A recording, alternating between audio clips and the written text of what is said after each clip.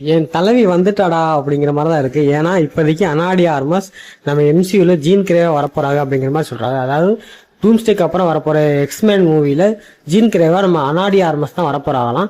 இது வந்து நிறைய ரூமர்ஸ் வந்துகிட்டே தான் இருக்கு.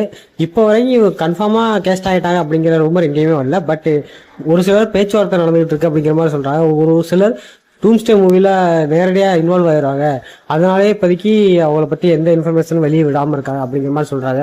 சில பேர் சீக்ரெட் வார்ஸில் தான் வருவாங்க அப்படிங்கிற மாதிரி சொல்கிறாங்க. ஸோ எது நடக்க போகுதுன்னு தெரியல. பட் அனாடி ஆர்மஸ் எம்சியில் இருக்கிறது மட்டும் கன்ஃபார்ம் அப்படிங்கிற மாதிரி நிறையா ரூமர்ஸ் வந்துக்கிட்டே இருக்குது. கூடிய சீக்கிரத்தில் அனௌன்ஸ்மெண்ட்டும் வரும்னு சொல்கிறாங்க. ஏன்னா நிறையா அனௌன்ஸ்மெண்ட் இதுக்கப்புறம் தான் வரும் அப்படிங்கிற மாதிரி சொல்லியிருந்தாங்க. ஆல்ரெடி டூம்ஸ்டேக்கான கேஸ்டிங்கான டீட்டெயில் வரும்போதே இன்னும் சில சேர்ஸ் எல்லாம் இருக்கு அப்படின்னு சொல்லி கேள்விப்பட்டிருப்பீங்க. ஸோ அதுல நம்ம அனாடி ஆர்மஸோட சேரும் இருக்கு, அதை கூடிய சீக்கிரத்தில் ரிவீல் பண்ணுவாங்க அப்படிங்கிற மாதிரி சொல்றாங்க. எனக்கு தெரிஞ்சு ட்ரெய்லர் வர்றதுக்கு கொஞ்ச நாளுக்கு முன்னாடி தான் இந்த அனௌன்ஸ்மெண்ட் வரும் அப்படின்னு வேற சொல்லியிருக்காங்க. அது போக இன்னும் நிறைய ரூமர்ஸ் வேறு வந்துகிட்டே இருக்கு. அதுல என்னன்னா நம்ம அனாடி ஆர்மஸ் தான் ஒரு முக்கியமான ரோலே பண்ணுவாங்க சீக்ரெட் வார்ஸ்ல அப்படிங்கிற மாதிரி சொல்றாங்க. ஏன்னா ஜீன் கிரே ஒரு மிகப்பெரிய ஃபீனிக்ஸ் பவர் உள்ள ஒரு கேரக்டர்.